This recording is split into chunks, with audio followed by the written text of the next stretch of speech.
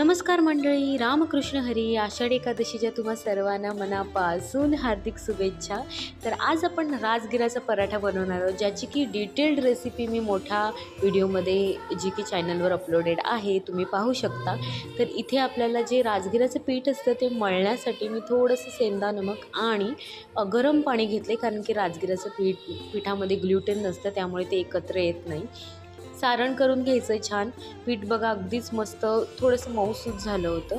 त्याला छान पारी करून मी सारण यात भरले. सारणामध्ये जे जे लागणार आहे ते सगळं मी मेन्शन केलं आहे. मोठ्या व्हिडिओत एकदम डिटेल्स सांगितलं आहे मी. आणि हलक्या हाताने लाटून घ्यायचा आहे आपल्याला पराठा. आणि दोन्ही साईडनं आपल्याला मस्त भाजून घ्यायचा आहे हा पराठा. झाला आपला पराठा रेडी. राजगिराचा पौष्टिक पराठा बोलू शकता तुम्ही. बटाट्याच्या ऐवजी रताळ्याचा वापर केला तरी चालेल. सो व्हिडिओ आवडल्यास लाईक करा, शेअर करा, चॅनलला सबस्क्राईब करायला अजिबात विसरू नका. धन्यवाद. रामकृष्ण हरी.